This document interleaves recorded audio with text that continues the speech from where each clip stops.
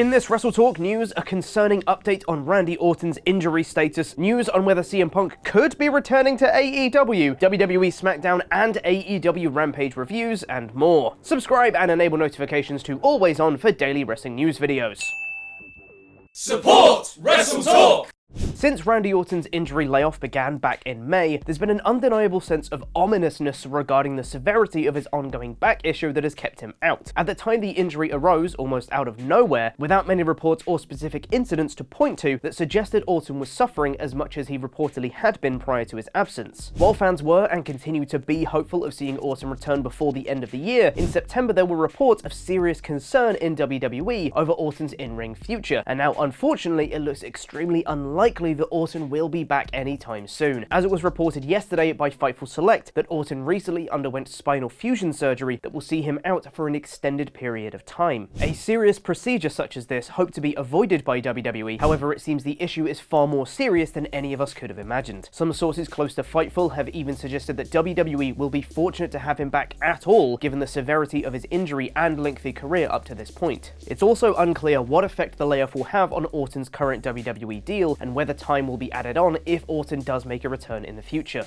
This is obviously incredibly disheartening news, as most fans would have hoped to have had Orton penciled in for a comeback near to Mania season. Everyone here at WrestleTalk would like to extend our well wishes to Randy Orton and hope to see him healthy above all else in the relatively near future. Moving on to the year's news story that just won't rest, despite how much many would like it to be by now. While many of us will have completely ruled out an AEW return ever being in CM Punk's future, despite the fact that he is still contracted to the company, could AEW be pulling one big sneaky swerve on us after all this time? No, but let's talk about it anyway. A popular theory, given the Elite's numerous acts of Punk-related trolling at this week's Dynamite, that AEW are in fact planting the seeds for Punk to return for an angle with the Bucks and Omega. And as much fun as that would undoubtedly be, on the latest edition of the Wrestling Observer Radio, host Brian Alvarez has cut the rumor's legs out from underneath, stating, "If that is the conclusion that anybody got out of this match, I can tell you that he is not coming back. Let me put it this way, he might come back someday, but my point is what they did in this match was not sending you, the audience, a clue that he was imminently coming back or was going to come back. Like at this point, there are no plans for him to come back. So if it wasn't to set up an angle, then why exactly did the Elite do what they did? And was it planned out beforehand, given they were in Punk's turf of Chicago?" Well, also according to Alvarez, it seems like it was all just a bit of fun in the spur of the moment. They were out there, they knew they were going to be heels, I mean, they figured they were going to be booed, but in the heat of the moment when the fans were on them, they decided, let's have some fun with this, and that's what they did. There was no, hey, let's plan out some stuff to irritate the people or anything like that. So is Alvarez's report enough to convince you that this all isn't one big worky work? Let us know down in the comments down below, but it's not a work though, is it? And now it's time for my review of SmackDown in about 5 minutes.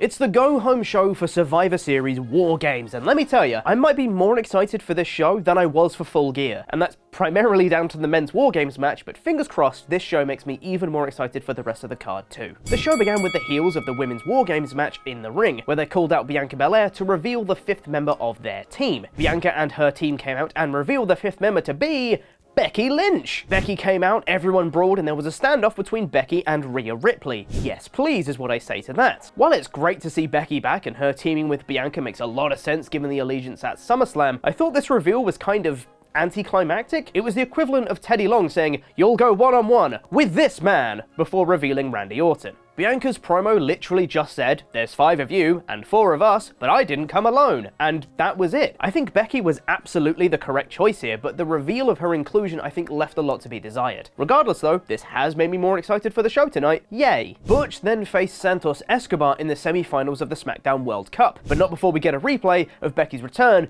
complete with every beat of it. The Butch vs Santos match was pretty fun though, some nice spots and a spotlight of why these two are very good wrestlers, but the finish came when there was suddenly footage of people brawling on the Tron, and it's the Bloodline, Kevin Owens and Drew McIntyre, so Sheamus and Ridge Holland run off to help, and the distraction allows Legado del Fantasma to interfere, and Santos hits the Phantom Driver for the win. This was solid stuff, and I'm very glad that Santos is getting some wins before he inevitably loses to Braun Strowman, who will obviously be beating Ricochet later on this show. After a recap of Bray Wyatt and LA Knight from last week, Bray Wyatt came to the ring again, and he said people just want to see the monster, people just want to see the Fiend, but he doesn't want to be that person anymore. He said he didn't attack LA Knight last week before he gets interrupted by Uncle Howdy again on the Tron. It cuts to LA Knight, who said Bray was a pile of trash and that he'll beat up Wyatt once he's healthy. And honestly, I'm quite ready for this Wyatt stuff to reach the next gear. I still don't get the Uncle Howdy stuff, and I'm looking for another clue or a hint or some indication that there will be a resolution to it at some point. And it's been nearly 2 months since Wyatt returned to WWE, and I feel like we've barely progressed in the story, other than Uncle Howdy existing and interrupting him, and Wyatt not wanting to be destructive anymore and struggling with his emotions. That is stuff I think we established in the first couple of weeks, and I feel like it's just been reinforced throughout these weeks without a lot of additional layers being added on. The Viking Raiders dispatched of Hit Row quite quickly next, where Sarah Logan has now been renamed to Valhalla. I don't hate it, honestly. Michael Cole was outraged by Dominic Mysterio next, where he called him a punk, a spoiled brat, an entitled kid, and his sick witch girlfriend Rhea Ripley, and honestly, I'm here for it. Indignant Michael Cole is actually pretty good. And then they played a clip of Dominic and Rhea beating up Ray in their family home on Thanksgiving. That's some good stuff right there. Ricochet faced Braun Strowman next in one of the more obvious results on the card. It's a giant versus a flippy flopper, and Strowman revealed he joined Team Magma on his entrance as well. Of course, Ricochet got some hope spots in, but Braun came back, was dominating, but then Imperium came out, and they distracted Braun, and Ricochet rolled up Braun and won. Huh. I didn't see that one coming. Meaning it's Ricochet versus Santos Escobar in the finals, which is actually really good. Well, color me surprised. Granted, the angle means that we're leading to Braun eventually dethroning Gunther regardless, but still, it was nice to have my expectations subverted. And then, surprise, surprise, it was my favourite thing on the show, and it's to do with the Bloodline. Sami Zayn has just arrived and is about to enter the Bloodline locker room, but before he can go in, Kevin Owens speaks to him and warns him about what Roman would do to him the instant he pisses him off. He tells him that instead of waiting for the Bloodline to turn on him, he'd strike first. And the entire time, Jey Uso is listening at the door in some brilliant framing of the shot. KO walks away and Sami looks conflicted before Jey steps out and asks Sami if he's spoken to anyone today since he got here, and Sami lies to him and says he hasn't. Jey eases up, says it's cool, lets him into the locker room, and then his face darkens after Sami's gone, and oh my god, guys, something's going to happen tonight at Survivor Series, and I can't wait, and it's going to be the best thing I've ever seen, and this angle is brilliant, and this is what the story's been building to, and I'm gonna cry, and it's great, and I love it, and Sami's the best, and all of this is amazing. Becky did a quick promo backstage to hype tonight's show, and then backstage, Ronda Rousey and Shayna Baszler beat up Raquel Rodriguez and Shotzi, injuring Raquel's arm, meaning their scheduled tag team match was instead a 2-on-1 handicap match. And this is some really solid booking. It's a very easy underdog babyface story, and Shotzi putting up more of a fight than anyone thought she could before ultimately succumbing is a great way to... oh, it's just a spotlight for Raquel again, because she came down with her injured arm partway into the match. Oh, well, that makes it less good. Raquel tapped in the armbar because her arm was injured.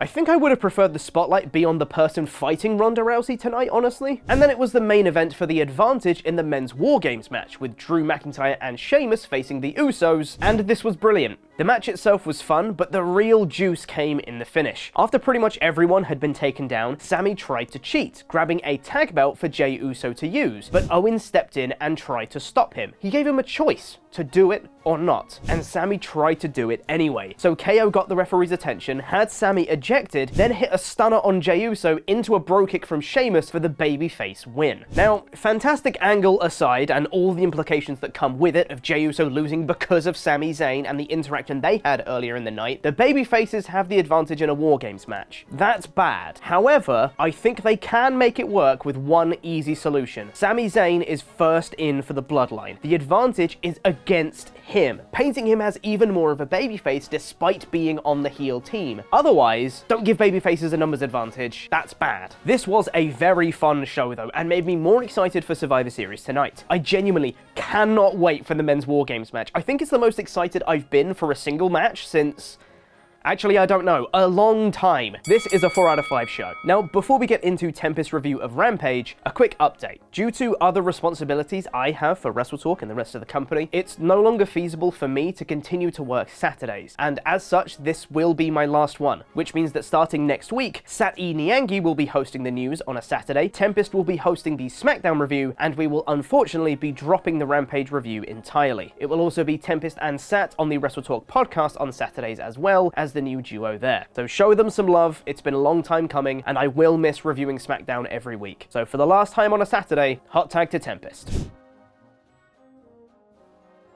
Yeah, thanks for ditching me on Saturdays, Pete, you pleb. LIW for life and all that. Farewell, Rampage. I'm glad I could review you one last time. I'm Tempest, and this is my review of AEW Rampage in about 3 minutes. I've never done this with both my hands before. It's crazy. We start with the match I was most looking forward to on this show, that being the ROH World Tag Team title match between FTR and Top Flight. These are two of my favorite teams in the world, and it was awesome to finally get to see them mix it up. This again was a great clash of styles, similar to FTR's matches with the Young Bucks, but whereas the Bucks utilize a lot more flips and showmanship, Top Flight are more on the agile side of high flying. I still think FTR should maybe have been a little bit meaner because of the whole no flips, just fists thing, but I get it, they're baby faces, it makes sense. This was a very fun match, with Top Flight's best chances coming when they nailed a series of roll-ups, but it wasn't quite enough as FTR hit the big rig on Dante for the win. This could very easily end up being a major pay-per-view match at some point down the line, and I will be so excited to see what they can do when they pull out all the stops. The Ass Boys came out after, who cares? This match gets a 4 out of 5. We get a really cool video package for Powerhouse Hobbs, and then the Jericho Appreciation Society came out for a promo. Jericho put over his match with Tomohiro Ishii and asked who will dethrone the King of Ring of Honor. At this point, Claudio Castagnoli came out and said that he hasn't been able to beat Jericho when it counts because he hasn't been able to focus, but knows he can beat him. And just as a side note, to the people giving Claudio the what chance, can you f***ing not? This isn't a promotion where you troll the baby faces. Let that chant die for f***'s sake.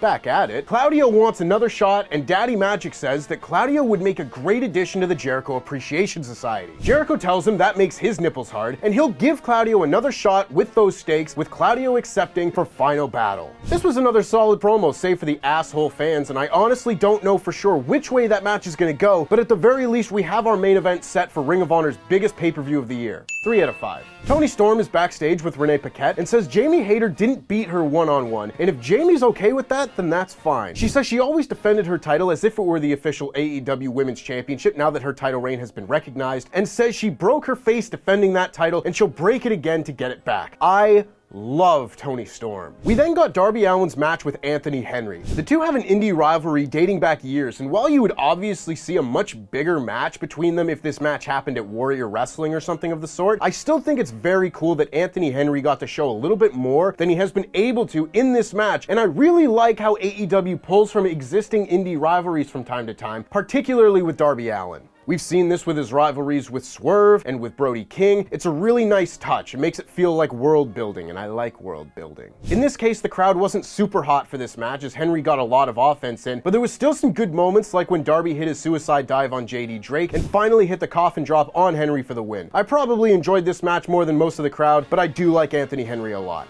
3 out of 5. Athena's backstage, and she says she was wondering when Mercedes Martinez would show up, and now she's wondering when Mercedes will put the ROH Women's Championship on the line. I can guess it'll be Final Battle. They did a weird thing where Athena was suspended for attacking Aubrey Edwards, but for a storyline like that to work, she kind of has to be off TV, and she only attacked Aubrey last week. Nitpick aside, that should be another very fun match for Final Battle. Hikaru Shida then took on Queen Aminata, and Shida got distracted before the bell by the Bunny and Penelope Ford, which gave Aminata a chance to take control very briefly before Shida hit the Falcon Arrow and the Katana for the quick win. Nothing much to this one, but it looks like Shida and the Bunny and Ford will be a new Rampage rivalry for a bit, and I won't get to see it. 2 out of 5. Dax Harwood challenges Bryan Danielson to a match for Dynamite that has been made official, and boy is that ever a match that makes Daddy Tempest nipples hard. We then got our main event of Dark Order versus Roosh, the Butcher, and the Blade. Ken was supposed to be the final partner of John Silver and Alex Reynolds, but was nowhere to be found for the start of this match. Silver and Reynolds were swarmed 3-on-2, and then never had much of a chance despite their best efforts to fight back. Eventually, Evil Uno and Negative One brought out 10 from the back, who ran to the ring and laid out Silver, finally turning heel on the Dark Order. Roosh hit the bull's horns for the win, and then the heels and the newly turned Preston Vance destroyed what remained of the Dark Order, chokeslamming Reynolds through a table and ripping off the mask of Evil Uno. Vance walked up the ramp and took off his mask, throwing it at the feet of -1, who did an amazing job throughout this segment, which all plays into the history of Vance being -1's favorite. This was another plate that had been spinning for a very long time on these shows, and if I had to guess, I'd say the original plan probably would have been for Andrade to face Hangman Page at Full Gear before both halves of that equation were neutralized for completely different reasons, but now we actually get to see what Vance is going to do as a featured, newly turned star. The match was a vehicle for this angle, but all of this was very well done.